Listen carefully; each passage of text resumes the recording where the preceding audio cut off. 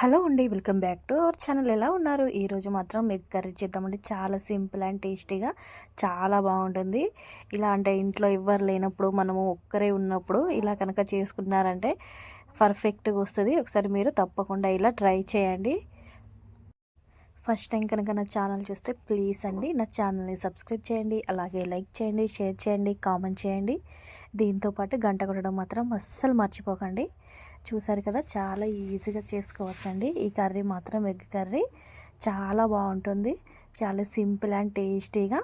దీనికోసం మాత్రం ముందుగా స్టవ్ వెలిగించి ఒక మందపాటి గంజు తీసుకోండి.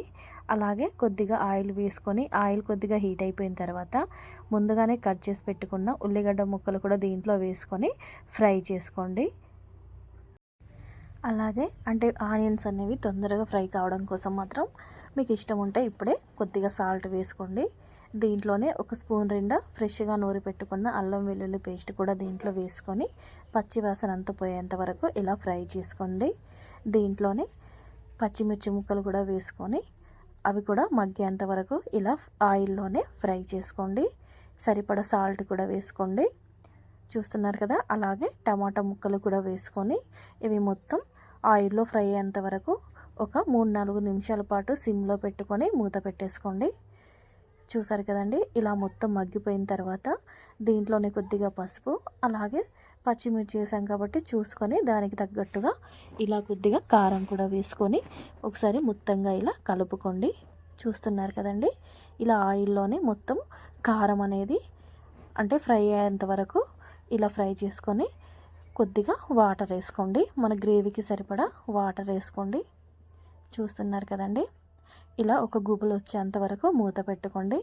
ఇలా ఒక గుబులు రాగానే దీంట్లోనే ధనియా పౌడర్, దీంతోపాటు కొద్దిగా ఎగ్ మసాలా, అలాగే కొద్దిగా గరం మసాలా, దీంతోపాటు కొత్తిమీర కూడా వేసుకొని మనము అంటే మనకి ఎన్ని ఎగ్స్ కావాలో దానికి తగ్గట్టుగా ఇలా గ్రేవీ ఉంచుకోండి.